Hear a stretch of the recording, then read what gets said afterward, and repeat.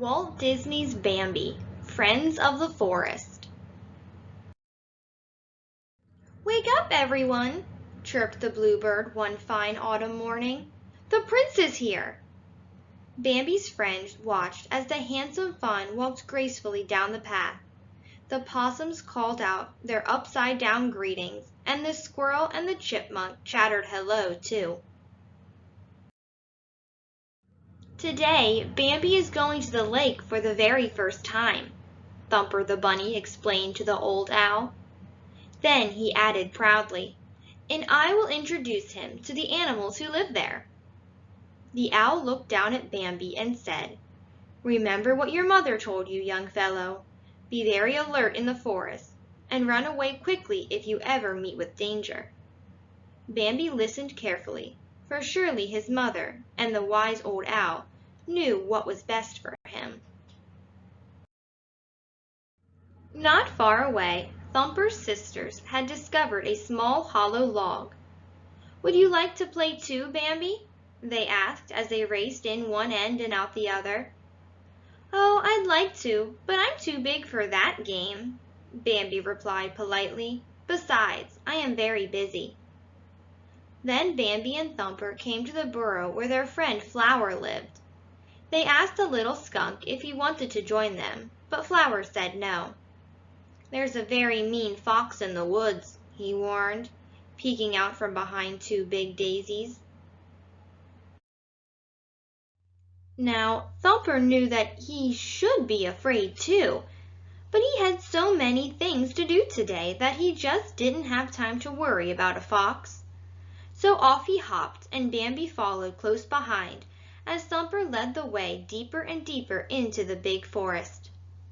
"Bambi is becoming very brave," said Mother Quail as the fawn pranced by, and her family agreed. Bambi had never before been so far from home, and never ever before had he been away from his mother. When they finally arrived at the lake, Bambi turned to Thumper. "It is as beautiful as you said it would be," he said. And then, sounding a bit disappointed, he asked, "But where are all the animals?" Out of the tall grass came a big green frog.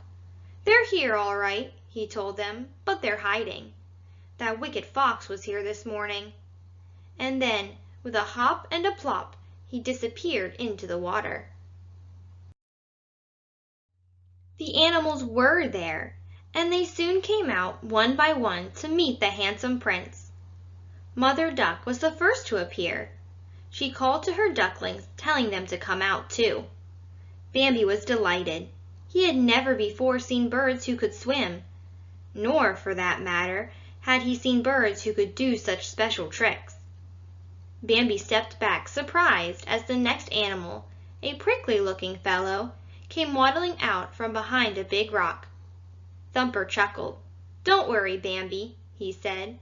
"This is a porcupine. See? He wants to be your friend." Next, Bambi met Bernice.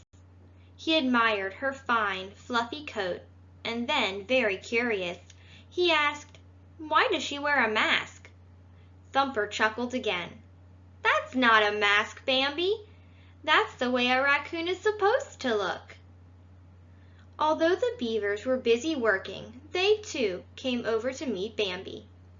"I've seen your father," the youngest beaver told Bambi. "He comes here often to take a drink." Bambi was just taking a cool, refreshing drink himself when suddenly he heard a chipmunk's loud, nervous chatter. "Ch-ch-ch-ch-ch-ch! Run and hide! The fox is near!" With a hurry and a scurry, the animals quickly rushed away. But little Thumper, who was so far from his safe, snug home, didn't dare to move. "Maybe the fox won't notice me," he thought. Bambi was frightened too, but he knew that his friend was in worse danger than he was. He saw the large fox slowly and slyly creeping toward the tiny, helpless bunny. Bambi thought quickly, "Surely I can outrun that fox." So, without a bit of hesitation, Bambi leaped between the fox and Thumper, and, just as Bambi had planned, the fox did start to chase him. Through the forest they ran, over logs and bushes and rocks and twigs, with the fox never far behind. Bambi's hoofs pounded the ground, and his heart beat fast as the fox got closer and closer. And then, at the very moment when Bambi felt he could run no more, a large, powerful stag stepped out from behind a tree. He lowered his majestic antlers and charged. The fox, who was frightened indeed, stopped in his tracks, turned hastily, and dashed off into the woods. Breathless, Bambi looked up at the stag. He knew that this must be his father, the mighty king of the forest, whom his mother had told him so much about. The king spoke to his little son. "You didn't know it, Bambi, but you are much too young to outrun such a fox," he said in a deep, kindly voice. "But I am very proud of you. The bluebird has told me how you helped your friend." That same bluebird also told everyone else what had happened, and by the time the animals arrived at the hill, they saw a very happy Bambi, safe and sound, standing proudly beside his father. Thumper, who was the happiest of them all, hopped over to Bambi and looked gratefully up at his friend. "Thank you for saving my life, Bambi," he said. "You're not only my best friend, but you're my bravest friend, too."